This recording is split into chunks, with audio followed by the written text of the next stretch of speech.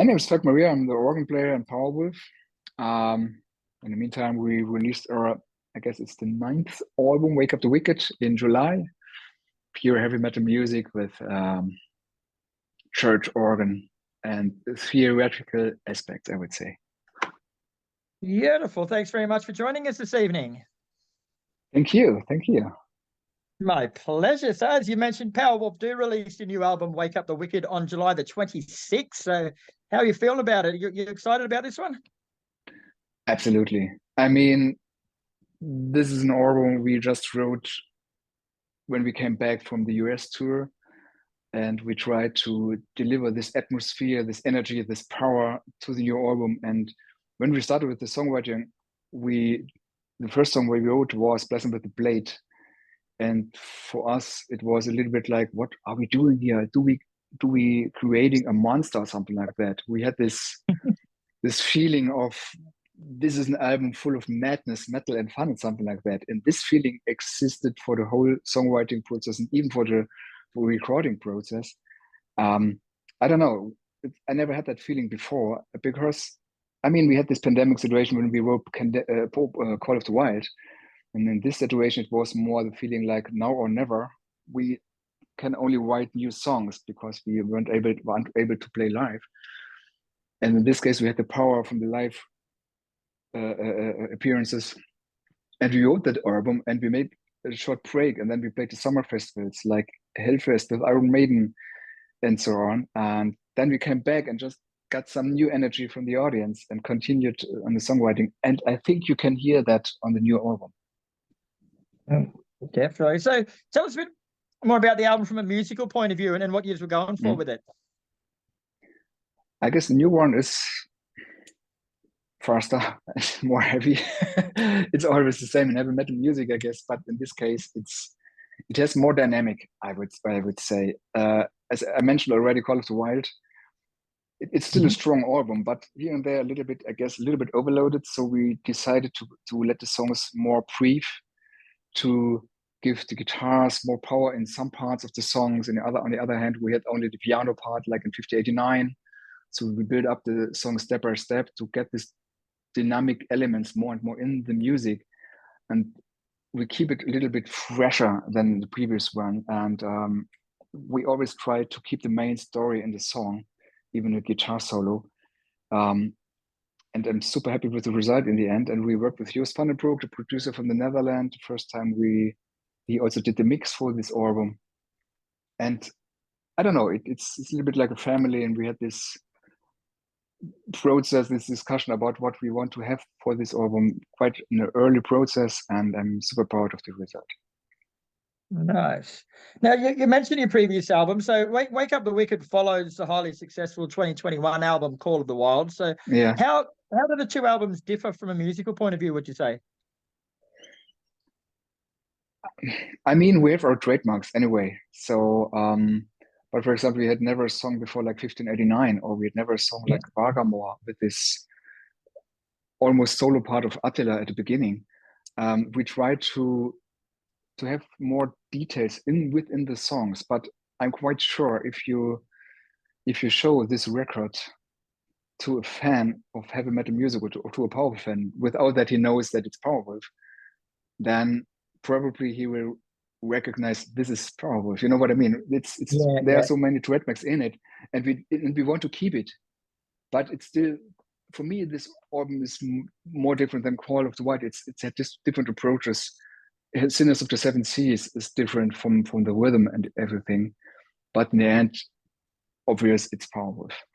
How Attila sings, how the organ is playing, how we arrange things. Yeah. So along those lines, mate, like we mentioned that Call of the Wild was a very successful album for you. So absolutely. Was it tempting, I guess, to rehash that formula for Wake Up the Wicked, or was it important for you guys to make it different and make it stand alone? We always want to make a standalone album, an outstanding album. The thing is, we wrote so much songs all in our career, and of course, it's quite difficult to find a good starting point. And we are not a band who's writing the songs, who writes the songs during touring activities. We can't, because we are so focused on the live shows. But we always had some melodies, some ideas in mind. We recorded them on the phone, whatever. But then we focused after the live season. We really focused, like we are in a cave, something like that. And then we try to figure out what can we do next. And it's the first step is always the most difficult part. But there's no master plan like we should sound like this, we should sound completely different. It's more like, let's write good songs. Yeah. And then Yeah. everything happens. But it's not that easy. We don't want to be in the Saints, for example, a sing-along song, but a cheesy song, I would say. It's not that easy that you're sitting there and it's there. It's just like it's development, and I don't know. But we had never a master plan. How want we sound for the next album? It's development during the songwriting process. And the album opens with the song you spoke about before, "Bless Them with the Blade," which is a powerful and engaging track that sets the tone well for the album. So is that the reason that song was chosen to start up, just because of its impact? Yes. Normally we started with songs like "Faster Than the Flame," "Fire and Forgive," and something like that. In this case, we wrote the song, a very short one. I guess not even 3 minutes long, just like a storm, like a hurricane, something like that. And we said, come on, that's the point for the new album. The wolf is not a bit tamer, and no prisoners are taken here, something like that.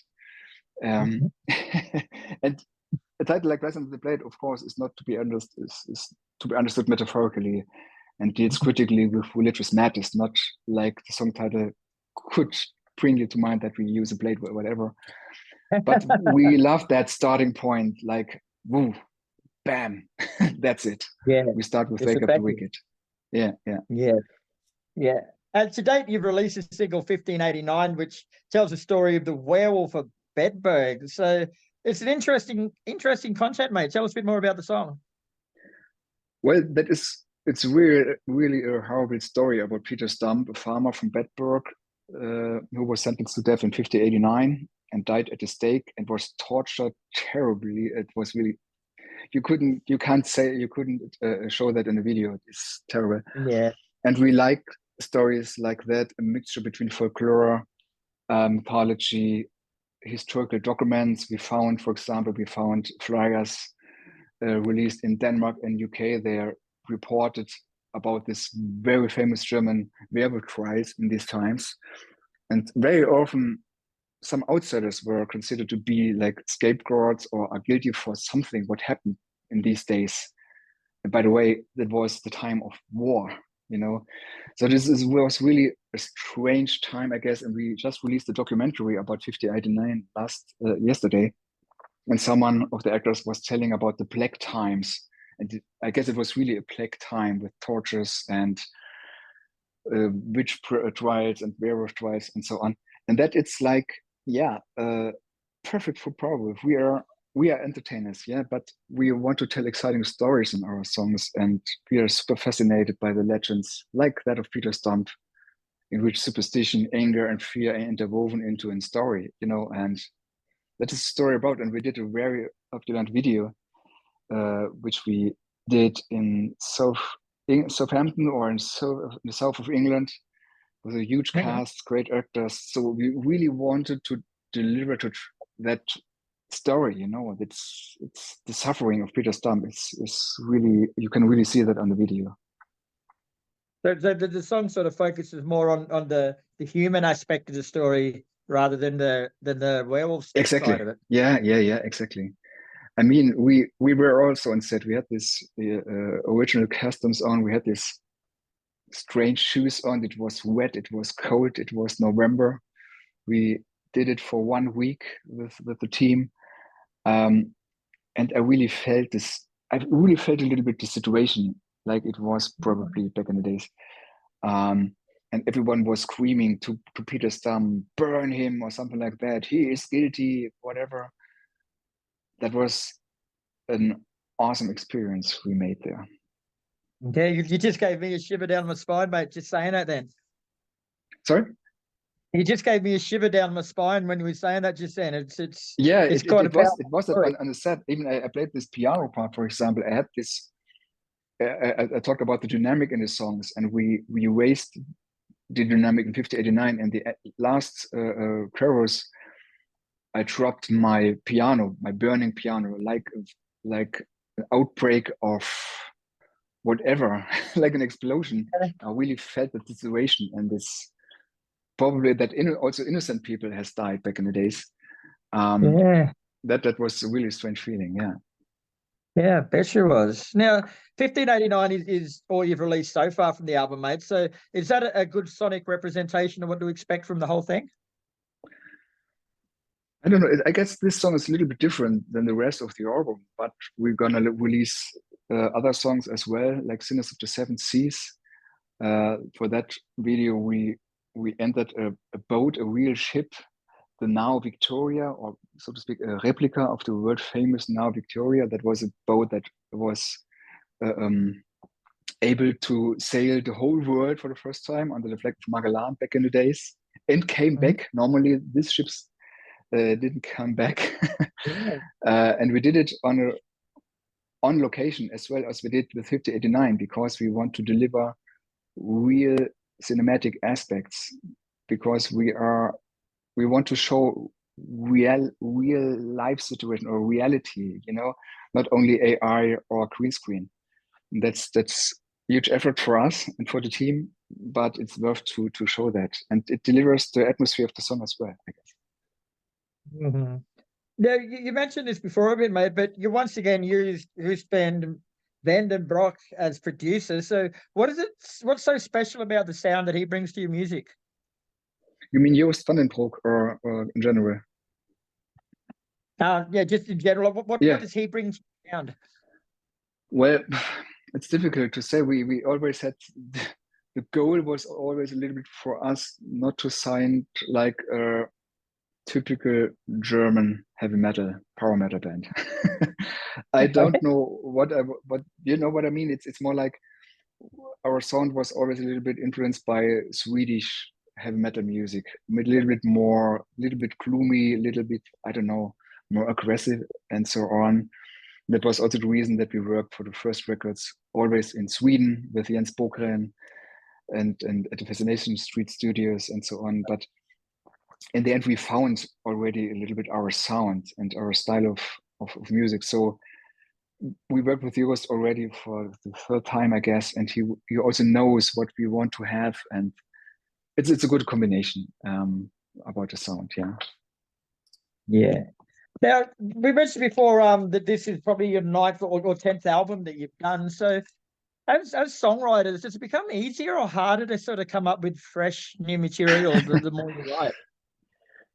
Both. It's more difficult because you wrote a lot of songs already. Yeah. And it's always very, very difficult to write good new ones, and we have always high expectations to ourselves. That's the hardest part.